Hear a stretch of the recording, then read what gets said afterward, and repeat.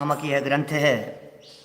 आधार बनाकर कल तक हम यहाँ पंच परमेष्ठी ग्रंथ नया वाला है क्या? अरहंत आदि पंच परमेष्ठी उनके पूज्यत्व का कारण बतलाया। वे पंच परमेष्ठी हमारे वंदन किया, तो यदि हम इन्हें वंदन नहीं करें यह दो हो जाएगा। तो टोडरमल जी ने एक प्रकरण यहाँ दिया है कि भाई प्रयोजन क्या है अपना, बोले वीतराग विशेष ज्ञान का होना। कि भाई प्रयोजन क्या है अपना, बोले वीतराग विशेष ज्ञान का होना ही प्रयोजन है। वीतरागता हो, विशेष ज्ञान हो, ज्ञान की निर्मलता हो, यही एकमात्र प्रयोजन है। और ऐसे प्रयोजन की सिद्धि माने निराकुल सच्चे सुख की प्राप्ति रूपी प्रयोजन की सिद्धि, वह आकुलता का नाश होना और सुख की प्राप्ति होना, यह आरंभ नंबर 6 पर 6 नंबर पेज नीचे एक प्रकरण दिया है प्रयोजन सिद्धि वाला। पुनश्च इस प्रयोजन की सिद्धि अरहंत आदि के द्वारा होती है। किस प्रकार? सो विचार, हम वो विचार कर रहे हैं। आप विचार करना चाहते हैं क्या? आप ये चाहते हैं कि विचार तो करो एक बार, लेकिन कैसे विचार करें? अरहंत दे लेते तो है नहीं, हमारा क्या प्रयोजन सिद्ध होगा? अरहंत भगवान तो वीतरागी हैं, सिद्ध भगवान भी वीतरागी हैं। आचार्य उपाध्याय साधुओं से थोड़ा सा लगता था कि इनकी पीछी माथे पर लग जाएगी तो थोड़ा भला हो जाएगा। अभी ये कह रहे हैं कि यदि ये वीतरागी हैं पांचों परमेष्ठी, और वीतरागी हैं माने जगत के जीवों का भला बुरा नहीं करते, तो हमारे क्या काम आएंगे? नमस्कार उनको करो, उनके चरणों में जाकर के मस्तक टेको, जिनके आशीर्वाद से कुछ भला हो जाए। क्या है जगत में, वो देवी देवता तो भला करते हुए दिखाई देते हैं। किसी माँ तो ऐसा लगता है वो तो कुछ कर देंगे। अब ये वीतरागी क्या करेंगे? भक्तों से राग ही नहीं है इनको। तुम कितनी भी भक्ति करो, भगवान को तो राग है नहीं, फिर क्या भला होगा हमारा? अब करें वंदन। प्रश्न उठाया ऐसा, भाई विचार करते हैं। विचार करो पहले, सुनो। इस जीव के परिणाम 3 प्रकार के होते हैं। जीव के परिणाम 3 प्रकार के हैं। दुनिया में जितने भी जीव हैं, कोई जीव परिणामों से रहित नहीं होता। क्या? एक भी जीव परिणाम से रहित नहीं होगा। अब 3 तरह के परिणाम हैं, तो कह रहे हैं आत्मा के परिणाम 3 प्रकार के हैं। संक्लेश, विशुद्ध और शुद्ध, 3 तरह के परिणाम हैं। कोई जीव ऐसा नहीं हो सकता जिसके संक्लेश परिणाम भी नहीं हो, विशुद्ध भी नहीं हो और शुद्ध भी नहीं हो। अब ये संक्लेश परिणाम क्या होते हैं, विशुद्ध परिणाम क्या होते हैं, शुद्ध परिणाम क्या होते हैं, उनका स्वरूप टोडरमल जी साहब यहाँ समझा रहे हैं। संक्लेश परिणाम किसे कहें, ये समझाने की जरूरत है क्या? संक्लेश परिणाम किसे कहें? जितने भी पाप के भाव हैं, जितने भी राग द्वेष कषाय विकारी भाव हैं, वो सब संक्लेश हैं। मैं ऐसा भी कह सकता हूं, पंच परमेश्वर परिणामों को संक्लेश परिणाम कहते हैं। जिसे ऐसा लगता है जब मैं तेज गुस्सा करूंगा ना तब तो संक्लेश परिणाम होंगे, और जब मैं प्यार से बोल रहा हूं तब तो संक्लेश नहीं है। प्यार से बोलने पर तो संक्लेश नहीं कहलाएगा ना। हम तो मधुर बात कर रहे हैं, सारा जगत ये कहता है प्रेम से बोलो, प्यार से रहो। अब कहाँ संक्लेश परिणाम है? प्यार से बैठ करके टीवी देख रहा है, अब इसे संक्लेश थोड़ी ना कहेंगे। सुनो तो सुनो, टोडरमल जी की परिभाषा पढ़ो पहले। यहाँ ये कह रहे हैं वहाँ तीव्र कषाय रूप संक्लेश है, मंद कषाय रूप विशुद्ध है, तथा कषाय रहित वो शुद्ध है। 3 बातें कह दी। क्या क्या बातें कही, ध्यान देना। तीव्र कषाय जहां होगा वो संक्लेश परिणाम, बराबर। मंद कषाय जहां होगा वो विशुद्ध परिणाम, और जहां कषाय नहीं होगी वो शुद्ध परिणाम, बराबर। अब ये कह रहे हैं तीव्र कषाय का मतलब क्या, वो बताओ आप क्या कहना चाहते हो? दुनिया ये कहती है प्यार से बोलने का नाम मंद कषाय है, और ये कितना प्यार से बोल रहा है, देखो आप कितना मंद कषाई है। हमने तो इनके चेहरे पर गुस्सा ही नहीं देखा। हमें ऐसे लगता है गुस्सा करने वाला तो तीव्र कषाई। क्यों? 4 कषाएं हैं ना, क्रोध मान माया लोभ। अकेले गुस्से में ही तीव्रता मंदता होती है? अभिमान में तीव्रता मंदता नहीं होती, मायाचार में तीव्रता मंदता नहीं होती, लोभ में तीव्रता मंदता नहीं होती है क्या? कोई व्यक्ति गुस्सा तो बिल्कुल नहीं करता हुआ दिखाई दे रहा है, लेकिन मन में लोभ बहुत है, तो बोलो वो तीव्र कषाई है या नहीं है? बाहर में शांत परिणामी दिखाई दे रहा है और अंदर में मायाचार बरत रही है, बोलो वो तीव्र कषाई है या नहीं है? लेकिन गुस्सा करने वाले को सारा जगत तीव्र कषाई कहता है, लोभी व्यक्ति को कोई तीव्र कषाई नहीं कहता, मायाचारी अभिमानी व्यक्ति को कोई तीव्र कषाई नहीं कहता। पता नहीं क्यों लोगों के दिमाग में ऐसा ही सेट हो गया है। मैं कहता हूं कभी कभी ऐसा, आपके घर पे कोई मेहमान आए और प्रवचन का समय हुआ और आप प्रवचन में जाने के लिए तैयार हुए। जैसे ही तैयार हुए और उन्होंने पलट करके आपको जवाब दिया, हम तो यहाँ आए हैं और तुम्हें प्रवचन ही दिख रहा है, आज भी एक दिन भी छुट्टी नहीं कर सकते हो, हम कौन सा रोज रोज आते हैं। इतना बरसे कि हमें लगा कि यार आज तो प्रवचन में नहीं जाना चाहिए, क्या करें। दूसरे एक सज्जन आए 10-15 दिन बाद फिर दोबारा घर पे, उन्होंने हमसे ये कहा कि पंडित जी आपके प्रवचन का टाइम हो गया होगा शायद। देखो मेरा तो मन लगता नहीं है प्रवचन में, एक काम करो मुझे तो टीवी का रिमोट दे दो और आप आराम से प्रवचन सुनने जाओ, 1-1.5 घंटे में आ जाओगे ना, कि जाओ आप 1-1.5 घंटे में आ जाना, मैं आराम से यहाँ शांति से बैठ के टीवी देख रहा हूँ। बहुत प्यार से बोल रहा है। मैं आपसे पूछना चाह रहा हूँ कौन तीव्र कषाई, दोनों में से? दोनों तीव्र कषाई हैं। एक व्यक्ति तो हमें बहुत तीव्र कषाई दिखाई देता है जिसने हमारे नाक में दम कर दिया, वो व्यक्ति इतना तीव्र कषाई दिखाई देता है, और कितना गुस्सा, बाप रे बाप, मैं तो भाई साहब हाथ जोड़ते हैं इनके आगे, तो कितना तीव्र कषाई है। और दूसरा व्यक्ति ऐसा दिखाई दे रहा है जो बहुत मुस्कुरा करके बोल रहा है, प्यार से बोल रहा है, वो हमें मंद कषाई दिखाई देता है। लेकिन जिनवाणी ये कह रही है तीव्र कषाय और मंद कषाय का संबंध गुस्से से नहीं है, नाराजगी से नहीं है, बिगड़ने से नहीं है। जिनवाणी सुनने का जिसे परिणाम नहीं आता, उस परिणाम का नाम तीव्र कषाय है। प्यार से बोल रहा है ना, टीवी देख लो, मैं बैठा हूं, मैं हम तो बस यहाँ थोड़ी देर बैठे, तुम जाओ। तुझे भाव नहीं आ रहा है ना जिनवाणी सुनने का, तुझे वस्तु स्वरूप का विचार करने का भाव नहीं आ रहा है ना, जिन वचनों को कर्णेंद्री का विषय बनाने का तेरे में परिणाम नहीं आ रहा है, इस परिणाम को जिनागम में तीव्र कषाय कह करके पुकारा गया है। इसे गुस्सा कहते हैं, इसे अनंतानुबंधी क्रोध कहते हैं। कोई फर्क नहीं पड़ता है आपकी मुख मुद्रा किस प्रकार की दिखाई दे रही है, और जिसे जिनवाणी सुनने का भाव आता है उस भाव का नाम ही मंद कषाय है। जिस व्यक्ति के कदम कदम मंदिर की तरफ बढ़ रहे हैं उन परिणामों को ही मंद कषाय कहते हैं। तो 3 तरह के परिणाम हो गए। एक हो गए संक्लेश। संक्लेश में क्या लगाया हमने? संक्लेश का मतलब लड़ाई झगड़ा नहीं, सारा जगत लड़ाई झगड़ा ही समझता है संक्लेश का अर्थ।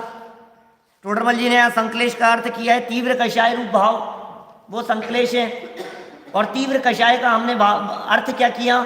आत्मा की चर्चा के विरोध में जितने भी भाव हैं वो सब तीव्र कषाय हैं। पर जो देखो बड़े पंडित जी का एक वाक्य है, जो जीव आराधना नहीं कर रहा वो जीव नियम से विराधना कर रहा है। संक्लेश परिणामों को पाप भाव कहते हैं। हम आपसे पूछ रहे हैं टीवी देखना पाप है कि पुण्य है? 3 भावों को अपन 3 शब्दों में कह दो। कौन कौन से? एक पाप, एक पुण्य और एक धर्म। संक्लेश परिणाम पाप है, विशुद्ध परिणाम पुण्य है और शुद्ध परिणाम धर्म है। तो पाप, पुण्य और धर्म। अब बताओ, घर में बैठ करके भोजन कर रहे हैं हम, पाप कर रहे हैं, पुण्य कर रहे हैं कि धर्म कर रहे हैं? पाप है, तो वो संक्लेश हो गया ना। जो पाप है वही तो संक्लेश है, और जो संक्लेश रूप है वही तो तीव्र कषाय है। शांति से बैठ करके भोजन करना भी संक्लेश परिणाम है, पाप भाव है। ये बात हमारे समझ में नहीं आती है। बच्चों के साथ में खेल रहा है, ताश खेल रहा है, कैरम खेल रहा है, चेस खेल रहा है, कुछ भी कर रहा है, दुकान पर बैठा है, ग्राहकों से बहुत शांति से बात कर रहा है, ये कह रहे हैं संक्लेश परिणाम है। बड़े पंडित जी कहते हैं जो आराधना नहीं कर रहा वो नियम से विराधना कर रहा है। आप आराधना कर रहे हो कि नहीं, ये बात बतलाओ कि नहीं साहब आराधना तो नहीं कर रहा हूं, इसका नाम ही विराधना है। इसे ही विराधना कहते हैं, इसे ही संक्लेश परिणाम कहते हैं। और विशुद्ध क्या होंगे? देवगुरु धर्म के प्रति जो हमारे परिणाम जुड़ गए, पंच परमेष्ठियों की भक्ति में जो हमारे परिणाम जुड़ गए, जिनेंद्र देव के गुणानुवाद में जो हमारे परिणाम जुड़ गए, वस्तु स्वरूप को समझने के लिए हमारे जो परिणाम जुड़े, इनका नाम है विशुद्ध। और यहां से ऊपर उठकर जब अपने आत्म तत्व का अवलंबन हो गया, उसे कहते हैं शुद्ध। उसका नाम है शुद्ध भाव। वो शुद्धोपयोग है, वो अतीन्द्रिय आनंद की अनुभूति है। उसमें अपने आत्मा का जानना है, अपने आत्मा का पहचानना है, अपने आत्मा में समा जाना है, वो शुद्ध है। रत्नत्रय शुद्ध भाव है। जिनेंद्र देव की पूजन भक्ति ये विशुद्ध माने शुभ भाव है। और यहाँ से बाहर निकलकर हम नहीं बोलते हैं शांति पाठ में, पूजा का किया विसर्जन प्रभु और पाप भाव में चला गया, अब तक की मूर्खता भारी। है ना शांति पाठ की ऐसी लाइन है कुछ। पूजा का विसर्जन किया और अब क्या हुआ, पाप भाव में चला गया। कैसी मूर्खता की आज तक, ये मूर्खता करता रहा। देखो बहुत गजब शब्द दिए हैं पंडित जी साहब ने। और प्रयोजन की सिद्धि की बात कर रहे हैं, कैसे प्रयोजन की सिद्धि होगी, आपका प्रयोजन क्या है और उस प्रयोजन की सिद्धि किस प्रकार से होती है। बहुत ही मार्मिक प्रकरण है। 3 परिणाम समझ में आ गए, बच्चों को समझ में आए कि नहीं मधुर? 3 भाव हो गए, एक संक्लेश, दूसरा विशुद्ध और तीसरा शुद्ध। तीनों को दूसरे शब्दों में कहें तो पाप, पुण्य और धर्म, एक क्रम है। अभी पाप कहते ही हमें हत्यारा दिखता है, पाप कहते ही हमें झूठ बोलने वाला, चोरी करने वाला, व्यभिचार करने वाला, कुशील पाप करने वाला, वो हमारे को पाप दिखाई देता है। लेकिन परिग्रह के प्रति आसक्ति भी तो पाप है, ये सब पाप ही तो हैं। कपड़े लाना, पहनना, खरीदना, खाना बनाना, जितने काम घर गृहस्थी के हो रहे हैं, ये सब पाप भाव ही तो हैं। देखो जरा कितने सुंदर आदि आदि पंक्ति में टोडरमल जी ने परिभाषा दे दी है। वहां तीव्र कषाय रूप संक्लेश है, परिभाषा याद करते जाना। संक्लेश किसका नाम? तीव्र कषाय रूप संक्लेश है। मंद कषाय रूप विशुद्ध है। संक्लेश तीव्र कषाय रूप, मंद कषाय रूप विशुद्ध, और कषाय रहित वो शुद्ध है। वहां वीतराग विशेष ज्ञान रूप, अब इनको समझा रहे हैं थोड़ा सा, अब कुछ अलग हटके बात कह रहे हैं। वहां वीतराग विशेष ज्ञान रूप अपने स्वभाव के घातक, वीतराग विशेष ज्ञान ये हमारा स्वभाव है। वीतराग हमारा स्वभाव है। हर वस्तु स्वभाव से वीतरागी है। परमाणु परमाणु स्वभाव से वीतरागी है। एक परमाणु ने दूसरे परमाणु को ओढ़ नहीं रखा है, पहन नहीं रखा है। किसी परमाणु के ऊपर किसी दूसरे परमाणु का आवरण नहीं है। इसे यहाँ कहा है वीतराग विशेष ज्ञान रूप अपना स्वभाव, उसके घातक। कौन है भाई उसके घात करने वाले? तो कहा ज्ञानावरणादि घातिया कर्म है। ज्ञानावरण ये घातिया कर्म, दर्शनावरण, मोहनीय और अंतराय, ये सब क्या करते हैं? इनका नाम क्या है? घातिया। ये घात करते हैं, ये अपना स्वभाव का घात करते हैं। ज्ञान दर्शन सुख वीर्य का घात जिनके माध्यम से हो, उनका नाम है घातिया। घातिया कर्म है। उनका संक्लेश परिणामों द्वारा तो तीव्र बंध होता है। आप समझना कि तो बहुत मार्मिक बात कहना चाह रहे हैं, कुछ वस्तु स्थिति को स्पष्ट करना चाह रहे हैं। रात्रिकालीन प्रवचन में जो मैंने संक्रमण आदि की चर्चा की थी ना, उत्कर्षण अपकर्षण, ये टोडरमल जी उन्हीं बातों को समझा रहे हैं। देखिए उनका संक्लेश परिणामों द्वारा घातीय कर्म है 4, शायद 4 घातीय कर्म है। ज्ञानावरण, दर्शनावरण, मोहनीय और अंतराय। इन 4 घातीय कर्मों का क्या हुआ? जब इस जीव के संक्लेश परिणाम होते हैं तो उससे तो इनका तीव्र बंध होता है। ज्ञानावरणी कर्म ऐसा बंध जाएगा, तेरा ज्ञान ढक जाएगा। तुझे जनवाणी नहीं सुहा रही है ना, तेरा ज्ञान ऐसा हो जाएगा कि तुझे अपने पराये का भान नहीं होगा। तुझे आत्मा नहीं सुहा रही है ना, इन परिणाम का नाम है घातिया कर्म। तुझे आत्मा शब्द नहीं सुहाता है, तुझे जनवाणी नहीं सुहाती है, तुझे देवशास्त्र नहीं सुहाते हैं। तेरे इन परिणामों से ऐसा हो जाएगा, तू अपने आप को आत्मा स्वीकार नहीं करता, दुनिया के जीव तुझे जीव स्वीकार नहीं करेंगे। तुझे अचेतन स्वीकार करेगी। पृथ्वी काय में जाकर के जन्म ले लेगा, जड़ बन जाएगा, जड़वत हो जाएगा। धरती में जाकर के जन्म ले लिया, पाषाण में जन्म ले लिया इसने, अब लोग इसको जीव मानने को तैयार नहीं। क्यों नहीं मान रहे हैं? क्योंकि इसने अपने आप को जीव नहीं माना था। ये घाती या कर्मी संश्लेष परिणामों का काम है, तीव्र बंध होता है उससे, घाती या कर्मों का। ज्ञानावरण ऐसा गाढ़ा बंधेगा, दर्शनावरण मोहनी अंतराय कर्म ऐसा गाढ़ा बंधेगा कि आप हर कार्य आपके अटकते रहेंगे, अस्थि शैल जैसा। देखो आप क्या कह रहे हैं आगे। और विशुद्ध परिणाम यदि हो, हमारे परिणाम यदि अच्छे हो, मंद कषाय रूप यदि भाव हो, देवगुरु धर्म के प्रति जुड़ान रूप यदि हमारे भाव हो, सच्चे देव सदगुरु की भक्ति आदि के यदि परिणाम हो, तो क्या होता है? इनके द्वारा मंद बंध होता है। देखो भाई, 3 तरह के परिणामों से संसार में रहित कोई नहीं है।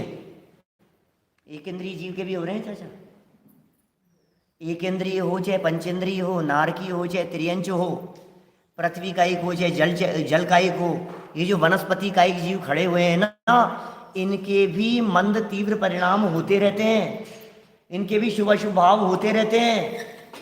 ऐसा नहीं है इनके शुभ अशुभ भाव क्या होंगे भाई साहब, ये भी क्या भाव करेंगे? इनके तो मन ही नहीं है, ये कैसे भाव करेंगे? इनके भी भाव हो रहे हैं, क्योंकि भाव यदि नहीं मानेंगे तो द्रव्य कर्म कैसे मानेंगे? और कर्म का बंधन नहीं मानेंगे तो क्या मुक्त मानेंगे क्या इनको?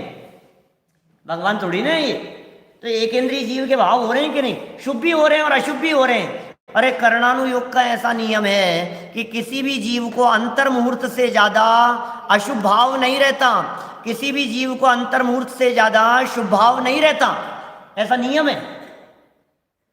अंतर मुहूर्त से ज्यादा शुभ नहीं और अंतर मुहूर्त से ज्यादा अशुभ नहीं, नियम से शुभ के बाद में अशुभ और अशुभ के बाद में शुभ होता रहता है, यदि शुद्ध में नहीं गए तो। सदमस्तों की बात कर रहा हूं, साधारण संसारी जीवों की बात कर रहा हूं, हम आप जैसे लोगों की बात कर रहा हूं। पुण्य से पाप और पाप से पुण्य, ये परिणाम बदलते रहते हैं। अब यही सिलसिला एक इंद्रियों के भी चलता है, यही सिलसिला चींटी के भी हो रहा है, मक्खी मच्छर के भी हो रहा है, कीड़े मकोड़ों के भी हो रहा है। यही बात, पुण्य पाप पुण्य पाप पुण्य पाप बदलते जा रहे हैं। उसको ये समझा रहे हैं, जब तुम्हारे पाप रूप परिणाम होते हैं तो घातिया कर्मों का बंध तीव्र होता है, और जब विशुद्ध परिणाम होते हैं तो घातिया कर्मों का मंद बंध होता है। बंध कह रहे हैं, अभी ध्यान देना, अभी बंधन की चर्चा कर रहे हैं। बंध ज्यादा हुआ और बंध कम हुआ। अब सुनो आगे क्या कह रहे हैं। तथा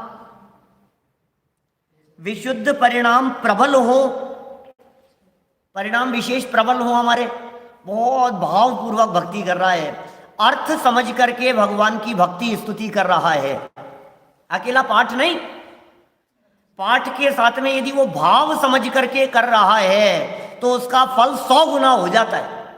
तो कभी कभी ऐसा भी कहते हैं कि अकेला पाठ कर रहा है और भाव नहीं समझता है तो तुझे कुछ लाभ नहीं है, ऐसा है। कर तो रहा है तू, लेकिन लाभ कुछ नहीं है उससे। तो सोच रहा है कि लाभ हो रहा है, और फिर समस्या ये और है कि यदि उनको करते हुए मन में, परिणामों में किसी भी प्रकार का अपना लौकिक स्वार्थ छिपा हुआ हो, तब तो वो किंचित भी पुण्य नहीं अपितु पाप बंधन में कारण हो जाते। क्या कहा? जगत उलझा है इसी चक्करों में। मैं देखता हूं सारे दुनिया भर में इस तरह का चलता रहता है कि ये ऐसा जाप करोगे तो ऐसा हो जाएगा, ऐसा मंत्र का जाप करोगे तो ऐसा हो जाएगा। दुनिया भर में इसी तरह का चल रहा है। कई लोग ऐसे मिलते हैं मेरे को जो इलाज कर रहे हैं, नमोकार मंत्र से इलाज कर रहे हैं, इस मंत्र से इलाज कर रहे हैं, भक्तामर से इलाज हो रहे हैं, कैंसर दूर हो रहे हैं। बोलो, ये वैसा ही हो रहा है जैसी चर्चा मैंने कल आपसे कही थी। सिर्फ धोखा है, गलत फहमी में मत रहना। मैं आपसे पूछता हूं, भक्तामर का 41 नंबर का श्लोक पढ़ करके यदि कोई जीव सांपों के बीच में जाएगा तो सांप उसे नहीं काटेगा क्या? रक्ते क्षणम वाला श्लोक है ना 41 नंबर का, रक्ते क्षणम समद कोकिल कंठ नीलम क्रोधोद्धतम फणिनमुत्पणमापतंतम। अब मैं आपसे पूछता हूं, ये श्लोक बोल करके सांप यदि सामने आ गया तो काटेगा नहीं सांप? इस धोखे में मत रहना, वहां से बचने की कोशिश करना।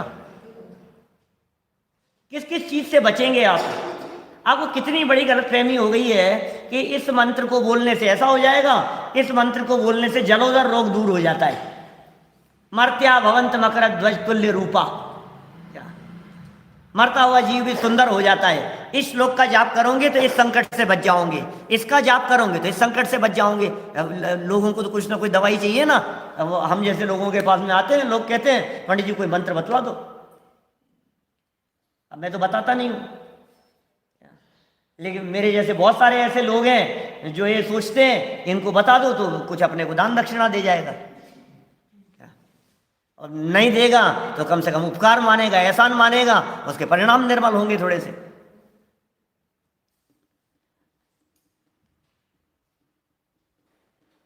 ये सामने से लिखा है आत्मा को जाने बिना मनुष्य जन्म व्यर्थ है। सही बात है, ऐसा ही है, ये सारा जीवन व्यर्थ हो जाता है। तो हम क्या कह रहे हैं, ये जो संक्लेश विशुद्ध की जो यहाँ बात कही गई है, इस बात को बारीकी से समझना पड़ेगा। कोई किसका पाठ करने में लगा है, कोई किस मंत्र का जाप करने में लगा है। सारे मंत्र कोई मंत्र ऐसा बतला दो, ओम ह्रीम श्रीम क्लीम, ऐसा बस जगत शांति कराए, सर्वोपद्र शांतिम कुरु कुरु सर्वोपद्र शांतिम, सारा जगत शांत हो जाएगा। इस मंत्र की माला का जाप करो साहब, कोरोना दूर हो जाएगा पूरे जगत से। जगत शांति कराए है ना, मंत्र में क्या कहा है, जगत शांति कराए। ओम ह्रीम श्री शांतिनाथाय जगत शांति कराए, सर्वोपद्र शांतिम गुरु गुरु ह्रीम नमः स्वाहा। क्या सर्वोपद्र शांतिम, जगत शांति कराए, होगा कि नहीं होगा? मैं जाप कर रहा हूं, क्या बात कर रहे हो? और सब लोग इस मंत्र का जाप करें तब तो जगत में शांति हो जाएगी ना। फिर बेवकूफ हैं सारे डॉक्टर लोग जो लगे हुए हैं, साइंटिस्ट लोग जो लगे हुए हैं, पता नहीं क्या क्या मान्यताएं लोगों के हृदय में बैठी हुई है। सिद्ध चक्र का पाठ कराने से कुष्ठ रोग दूर हो जाता है। अष्टानी का गई ना अभी, श्रीपाल का दूर हो गया था। विधान किसने रचाया था? मैना सुंदरी ने। रोग किसका दूर हुआ? श्रीपाल का। विधान करूंगा मैं और बीमारी दूर हो जाएगी तुम्हारी। आजकल ऐसा चल रहा है, सच में ऐसा चल रहा है कि मैं विधान तो मैं करूं और उसके बीच में नाम ले लूं बस आपका, गौरव, इतना सा नाम ले लिया तो आप दुकान पे बैठे हो, आपके तकलीफ दूर हो जाएगी। नाम मैंने आपका ले लिया ना, इसलिए। वाह रे वाह। कोई व्यक्ति किसी भी मंत्र का जाप करे, यहाँ शांति धारा करते करते यदि मैं बीच में नाम ले लूं उनका, तो वो मंत्र का फल उन तक चला जाएगा। ये क्या पोपाबाई का राज चल रहा है, मुझे समझ में नहीं आ रहा है? ये क्या क्या पोलम पोल चल रही है, इधर का उधर, उधर करूं मैं और फल मिल जाए उसको। मेरा मोबाइल डिस्चार्ज हो गया, इसका चार्जर है क्या यार आपके पास में? नहीं है, इसका चार्जर नहीं है यहाँ। तो एक काम कर आर्य, तेरे मोबाइल को चार्ज पे लगा ले, मेरा चार्ज हो जाएगा। नहीं होगा ऐसा। चार्ज करेंगे इनका मोबाइल और हो जाएगा मेरा, ऐसा कैसे हो जाएगा? ये तो वो तर्क दे रहा हूं जो OMG में उसने दिया है। समझ में आ रही है बात? OMG समझ गए ना, ओ माय गॉड में कितनी बड़ी मिथ्या मान्यता बैठी हुई है। करेगा कोई और फल मिल जाएगा किसी और को, ऐसा नहीं होता है। और आजकल सारे जगत में शांति विधान होने लग गए, घर घर में शांति के लिए। किस लिए कर रहे हो शांति? कि वो अम्मा जी घर में बीमार पड़ी है ना, एक शांति विधान करा लो। मेरे पास कई लोग आते हैं जो ये कहते हैं पंडित जी हमारे घर में शांति विधान कराना है। मैंने कहा मैं घर में शांति विधान नहीं कराता, मंदिर में होता है। और तुम्हारे मन में यदि ये मान्यता है कि उनकी बीमारी ठीक हो जाए इसलिए शांति विधान करा रहे हो, तो ऐसा शांति विधान मैं नहीं कराता। ऐसे विधान हम नहीं करते। मिथ्यात्व का पोषण कर रहे हो आप सोच रहे हो कि विशुद्ध परिणाम है, ये विशुद्ध नहीं है। इन परिणामों को संक्लेश परिणाम कहते हैं, क्योंकि आपने अपने शरीर की प्राप्ति और शरीर की कामना से भक्ति की है, इसका नाम संक्लेश है। आपका ध्यान भगवान की तरफ नहीं है, आपका ध्यान अपनी बीमारी की तरफ है, आपका ध्यान अपने शरीर की तरफ है, आपका ध्यान अपने परिवार की तरफ है। तो परिवार का विचार आना इसका नाम संक्लेश, और पंच परमेष्टि का विचार आना इसका नाम विशुद्ध। संक्लेश और विशुद्ध का बंटवारा तो करना पड़ेगा ना हमारे को। संक्लेश किसका नाम है और विशुद्ध किसका नाम है? अब ये संक्लेश तो कर रहा है और सोच रहा है नहीं मैं धर्म कर रहा हूं। और धर्म तो कोसों दूर है, अभी धर्म तो है ही नहीं यहाँ। धर्म तो समझा ही नहीं है, धर्म किसे कहते हैं, धर्म की तो खबर ही नहीं है, पुण्य भी नहीं है, उसे संक्लेश कह करके पुकार रहे हैं। तो कहा देखो संक्लेश परिणाम होते हैं तो उन संक्लेश परिणामों से ज्ञानावरणादि कर्मों का तीव्र बंध होता है। बैठे बैठे बंद कर रहे हो आप संक्लेश परिणामों से। और यदि मंद कषाय रूप परिणाम होते हैं तो उन मंद कषाय रूप परिणामों से क्या होगा, ज्ञानावरणादि कर्मों का मंद बंध होगा। इसलिए परिणाम विशुद्ध रखने का प्रयास करो, परिणाम विशुद्ध रखो। अब उसमें भी गजब की बात कह रहे हैं कि यदि आपके विशुद्ध परिणाम और विशेष हो गए, क्या और यदि विशेष परिणाम हो गए मान लीजिए हमारे, तो ये कह रहे हैं पूर्व में जो कभी बंधा हुआ कर्म था, पूर्व काल में बंधा हुआ वो तीव्र बंध था, उसको भी मंद कर देता है। ये चमत्कार है, इसे कहते हैं चमत्कार। आपको क्या चमत्कार चाहिए? पहले पाप बांधा था ना, पहले खोटे काम किए थे ना। बहुत से लोग ऐसे मिलते हैं जो अरे पंडित जी हमने बहुत पाप किए हैं, आपको पता नहीं है हमारी पिछली ज़िंदगी कैसी रही है, हमने क्या किया है। जैसे कौन से पाप हैं जो हमने नहीं किए हैं, बहुत पाप किए हैं हमने, बहुत पाप किए हैं। हे भगवान बस अब क्या करूं मैं, अब उनका फल तो मिलेगा ही। आप कहते हो कर्मों का फल तो मिलता ही है। तो टोडरमल जी ये कह रहे हैं तेरे वर्तमान विशुद्ध परिणामों से, जो तेरे परिणाम वर्तमान में विशुद्ध हैं, तेरे इन वर्तमान के विशुद्ध परिणामों से पहले जो पाप बांध चुका है वो भी मंद हो जाएगा। ये वर्तमान की ताकत है। जैसा मैं कहता हूं तीन जगह इफेक्ट करता है वर्तमान का परिणाम। अभी का जो भाव है, अभी बैठे बैठे तुम्हारे मन में जो भाव चल रहे हैं, ये 3 जगह इफेक्ट करेगा, पास्ट में भी, प्रेजेंट में भी और फ्यूचर में भी। तीनों काल प्रभावित होते हैं इससे। आपको लगेगा तीनों काल कैसे हो सकते हैं, तो साहब 3 काल कैसे होंगे?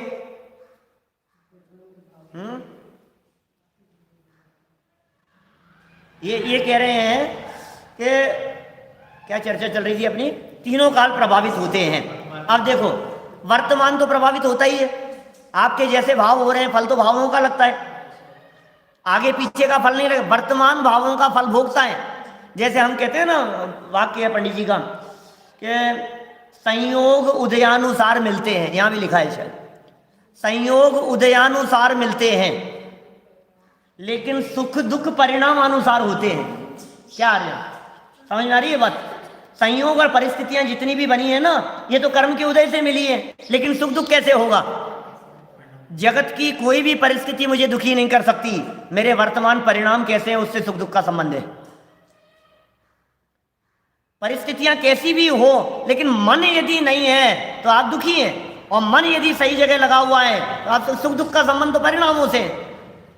मैं इस संबंध में हमेशा ऐसा कहता हूं कि आपके मन में कोई भी चीज़ जो आपको पसंद है, मैं तो डोसे की बात करता रहता हूँ हमेशा प्रवचनों में।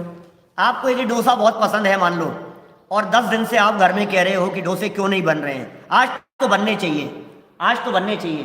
15 दिन हो गए कहते हुए, और आज फाइनली वो दिन आ गया, वो घड़ी आ गई कि बनने वाले हैं।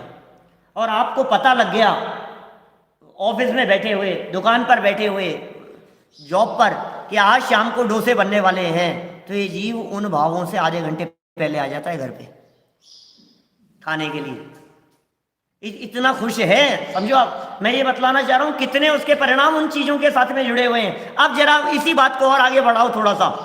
आज इतने समय से आपके परिणाम थे, भाव थे, और वो जुड़ा हुआ है और वो दौड़ता हुआ आ गया है घर पर।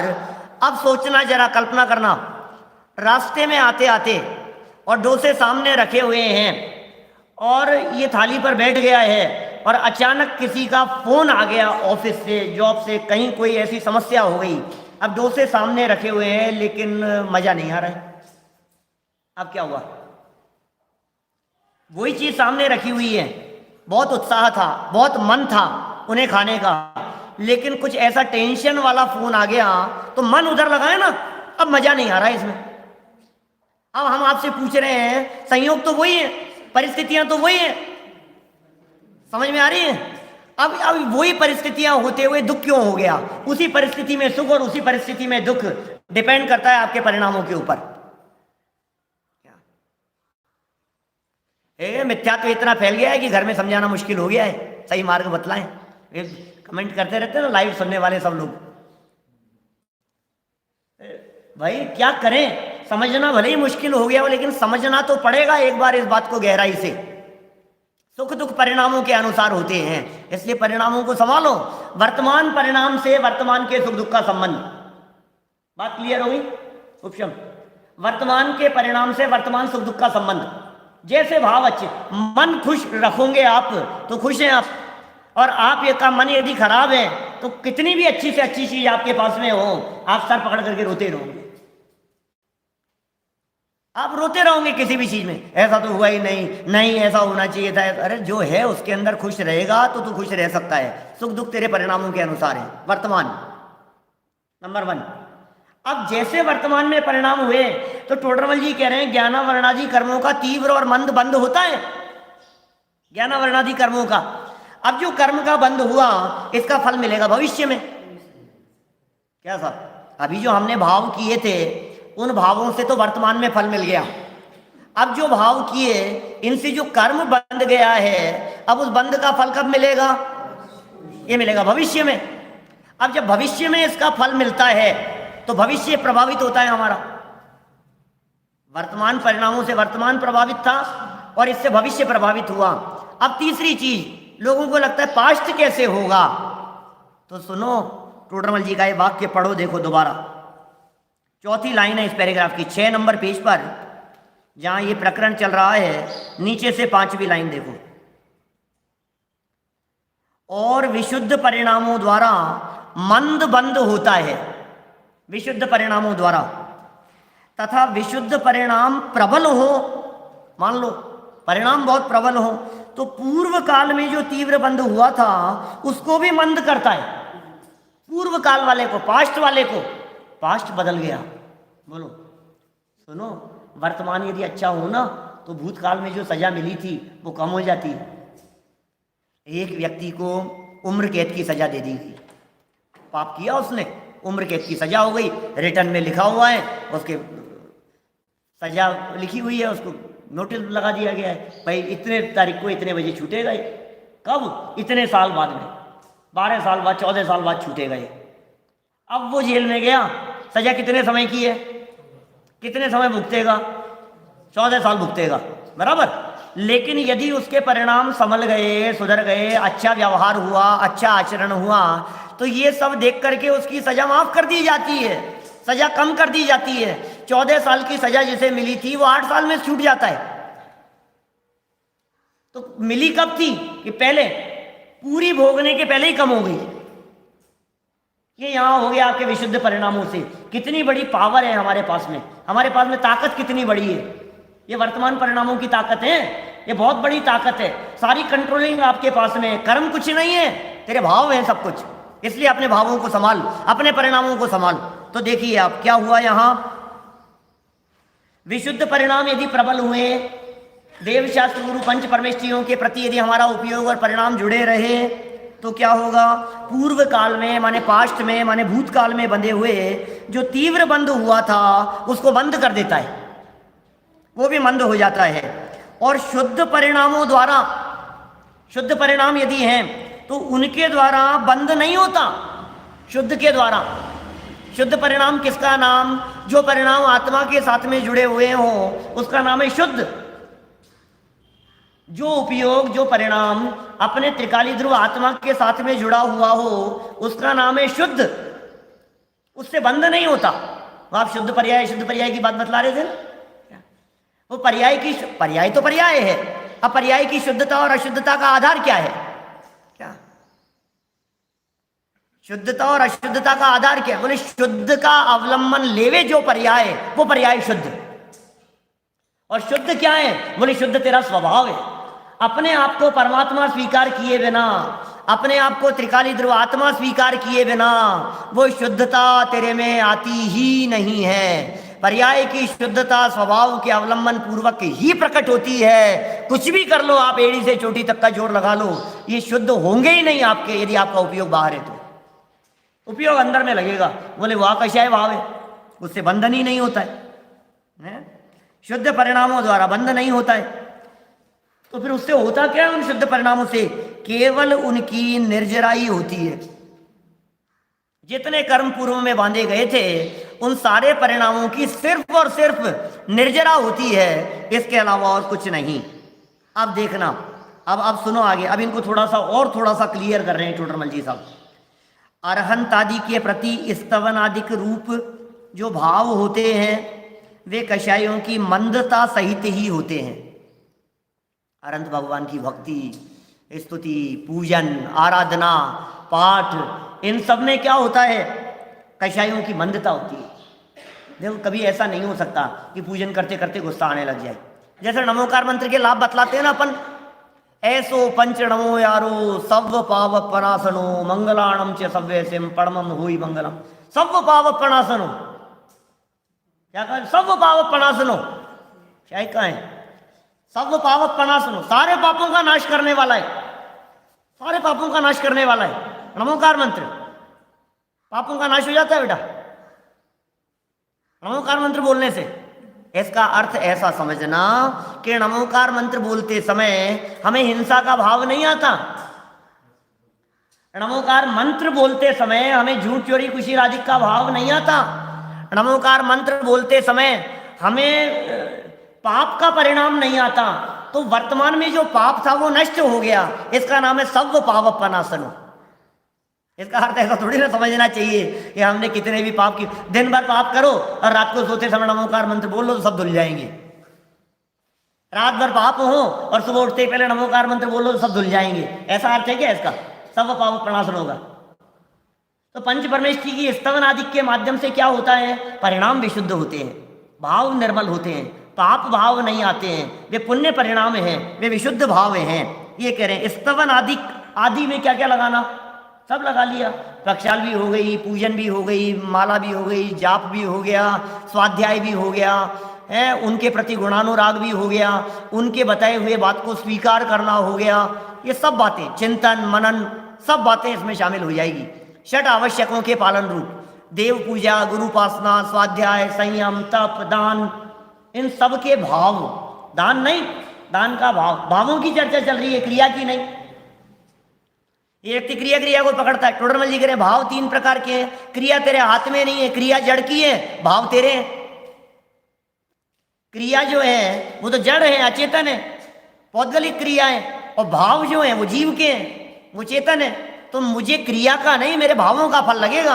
अब ये टोडरमल जी ने आगे 220 पेज पर चल करके तो ऐसा कहा है, मुंह से पाठ आदि बोलता है, वचनादि बोलता है, दृष्टि घूमती रहती है और परिणाम कहीं है, और फिर चाहता है फल नहीं मिल रहा है। काहे का फल मिलेगा तुझे? तो कितना कितना सुंदर शब्दों में यहां स्पष्ट कर रहे हैं इस बात को। देखिए, वे कषायों की मंदता सहित ही भाव होते हैं, इसलिए वे विशुद्ध परिणाम है। जो परिणाम कषायों की मंदता सहित होते हैं वे विशुद्ध परिणाम हैं। पुनश्च समस्त कषाय मिटाने का साधन भी है। अरहंता जी की स्तुति की बात कर रहे हैं, इनसे प्रयोजन सिद्धि का प्रकरण है ना। बोले हमारा क्या प्रयोजन सिद्ध हुआ? कषाय मंद हुई, ये प्रयोजन सिद्ध हुआ। घातिया कर्म जो बंधे थे उनका बंध मंद हुआ, ये प्रयोजन सिद्ध हुआ। परिणामों में निर्मलता आई, ये तेरे को लाभ हुआ, ये तेरे प्रयोजन की सिद्धि हुई। और इतना ही नहीं, इन विशुद्ध परिणामों से ऐसा साधन होता है कि कषाय मिट सके। अभी तो मंद हुई है। देखो आपको जो आनंद आ रहा है ना, ये जो सुनने में जो आनंद आ रहा है, ये सारा आनंद कषाय की मंदता का है। आप सोचिए, जब कषाय की मंदता में ही इतना आनंद है तो कषाय के अभाव का आनंद कैसा होगा? बोलो। मंदता का इतना जबरदस्त आनंद है। जैसे कभी होता है ना, तू मैं हो गई, थोड़ी सी बहस हो गई आपस में, तो कितना परिणाम संश्लेषित हो जाते हैं, आकुलता होने लग जाती है, घबराहट होने लग जाती है, यार अच्छा नहीं लग रहा है। बच्चों को डांट दो आप, बहुत गुस्सा कर लो, और उसके बाद में फिर क्या कहते हो? यार हमें कोई मजा थोड़ी ना आता है गुस्सा करने में। और बच्चा कहे तो आपको मजा नहीं आता तो करते क्यों हो? क्या करें, गुस्सा आ जाता है। गुस्सा करना अच्छा नहीं लगता है। ये कषाय का भाव किसी को भी पसंद नहीं आता है, ये संश्लेष परिणाम है। और जो विशुद्ध भाव है वो मंदता रूप भाव है। तो एक तो मंदता का प्रयोजन सिद्ध हुआ, दूसरा टोडरमल जी कह रहे हैं मंदता के साथ साथ में वो साधन बनता है कषायों को मिटाने का। जब भी कषाय मिटेगी, जब भी तेरे अनंतानुबंधी कषाय मिटेगी, तो अनंतानुबंधी कषाय का मिटना कैसे संभव होगा? बोले इसी रास्ते से। पाप करते करते कषाय नहीं मिटेगी, पाप से हटा, शुभ भाव में आया, शुभ भावों में भी जिनेंद्र देव की तरफ गया, देवशा गुरु की तरफ, फिर उनकी तरफ परिणाम गया, उससे और उज्जवल हुआ। वो जो बता रहे थे उस बात पर ध्यान चला गया और उज्जवल हुए। वो जो बता रहे थे उस बात से हट करके वो बात जिसको इंडिकेट कर रही थी उधर ध्यान चला गया, परिणाम और विशुद्ध हो गए। ये विशुद्धता बढ़ते बढ़ते पूर्णता की तरफ चली जाती है। समझ में आ रही है बात? ये जो लोग सामने मैसेज करते हैं ना, ये लाइव, ये कई बार पढ़ने में नहीं आते हैं। प्रवचन खत्म हो जाने के बाद यदि वो आधे घंटे बाद मैसेज करेंगे तो उनका समाधान आगामी प्रवचन में किया जा सकेगा। तो करीब 125 लोग सुन रहे हैं करीब लाइव, तो उनको कहना चाह रहा हूँ, क्योंकि वो डायरेक्ट इतना फास्ट चलता है ना और तुरंत हट भी जाता है, तो वो तुरंत उसका समाधान इतना जल्दी पढ़ने में नहीं आते। ध्यान आप लोगों की तरफ रहता है सब। तो जो भी प्रश्न हो, क्योंकि आपके अभी किए गए कमेंट ये हट जाएंगे, लेकिन ये जितने भी कमेंट हैं आप यदि प्रवचन खत्म होने के आधा घंटे बाद दोबारा करें उस प्रवचन पर जाकर के, तो फिर उनका समाधान नेक्स्ट प्रवचन में कर सकेंगे। ऐसी व्यवस्था बना सकते हैं अपन लोग। तो देखिए आगे क्या कहा यहाँ, इसलिए शुद्ध परिणाम का कारण हो गया। इसका मतलब शुभ को शुद्ध का कारण कह रहे हैं, ध्यान देना। ये विशुद्ध परिणामों को शुद्धता का कारण कह रहे हैं। अरे साहब क्या बात कर रहे हो, विशुद्ध परिणाम तो बंधन का कारण है, वो शुद्ध का कारण कैसे हो जाएगा? परंपरा कारण कहा है, अभाव रूप कारण कहा है। बोलो 10th क्लास का कारण 9th क्लास है या नहीं है? 11th क्लास का कारण 10th क्लास है या नहीं है? 10th है, जब तक 10th में रहेगा तब तक 11th में कैसे जाएगा? 10th का अभाव, अभाव रूप कारण है ना। पुरुषार्थ का नियामक भी है, उसी दिशा में बढ़ रहा है, सही दिशा में जा रहा है। तो कह रहे हैं शुद्ध परिणाम का कारण है। तो ऐसे परिणामों से अपने घाती कर्म की हीनता होने से, देखना बहुत गजब बात कह रहे हैं, ऐसे परिणामों से जो विशुद्ध परिणाम हुए, जो देवगुरु धर्म की भक्ति आराधना के परिणाम हुए, इन परिणामों से जो अपना घात करने वाले थे ना घातियां, उनकी हीनता हुई, माने अपने दुश्मन कमजोर हुए। प्रयोजन क्या सिद्ध हुआ? भगवान की भक्ति आराधना करने से, पंच परमेष्ठियों को वंदन करने से, नमोकार मंत्र जो पीछे कहा गया उसको बोलने से, जिन चैत्यालय, जिन चैत्य, जिन वाणी, जिन धर्म, इनकी आराधना करने से हमारे जो विशुद्ध परिणाम हुए, इन विशुद्ध परिणामों से दुश्मन कमजोर पड़े। जो घातिया कर्म, जो घात करने वाले थे ना दुश्मन, वो दुश्मन कमजोर हो गए। उनकी हीनता होने से सहज ही वीतराग और विशेष ज्ञान प्रकट होता है। ये प्रयोजन सिद्ध हो रहा है। वीतरागता प्रकट होगी, राग मंद होगा, ज्ञान विशेष प्रकट होगा। क्या?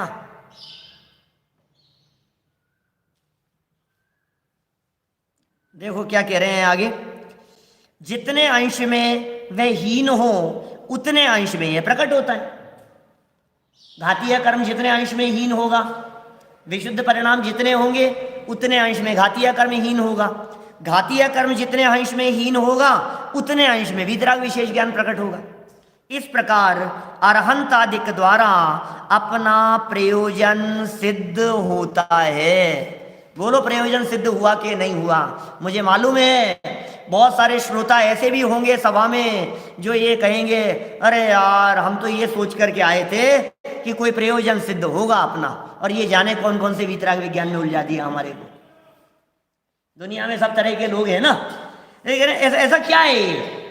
कुछ तो हमारे लिए भी बतलाओ। तो आगे चल करके पंडित जी साहब इसका विचार अवलोकन आदि के माध्यम से कुछ और विशेष बात कहना चाहते हैं, जिसकी चर्चा फिर हम यथा समय करेंगे। कुल मिलाकर के बात यह है कि अरहंत आदि के सानिध्य में रहने से अपने प्रयोजन की सिद्धि होती है। अभी तक तो पारलौकिक प्रयोजन की सिद्धि की बात कही, इसी पारलौकिक प्रयोजन की सिद्धि के संदर्भ में 4 लाइनें और कही है, और फिर लौकिक प्रयोजन की सिद्धि किस प्रकार से होती है उसकी भी चर्चा बहुत मार्मिक ढंग से पंडित जी साहब ने की है। इन सब विषयों की चर्चा फिर आगे विस्तार से करेंगे। अभी की बात को यहीं विराम दें।